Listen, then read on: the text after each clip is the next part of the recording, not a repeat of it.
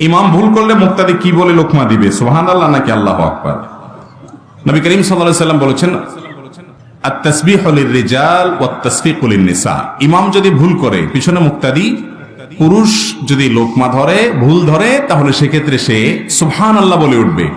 আর মহিলারা যদি ভুল ধরে, তাহলে তারা এভাবে আওয়াজ করবে হাতের উপরে, হ্যাঁ, হাতের পিঠের উপরে আরেক হাত দিয়ে বাড়িয়ে দিবে, তালির মতো করে আওয়াজ করবে।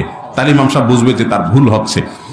সুবহানাল্লাহ বলবেন যে এটাই এই জায়গায় যুক্তিযুক্ত, কারণ সুবহানাল্লাহ বলা হয় আশ্চর্যজনক কিছু দেখলে। আরে দ্বিতীয় রাকাতে ইমাম সাহেব বসে কথা, হুজুর দাঁড়ায় গেছে, আশ্চর্য কথা, সুবহানাল্লাহ, এটা এই জায়গা।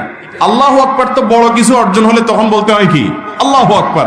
ইমাম সাহেব বসে নাই, না বসে দাঁড়ায় গেছে, আপনি বলেন আল্লাহু আকবার, মানে বড় কিছু অর্জন হয়ে গেছে, আসলে কিছু অর্জন হয় নাই।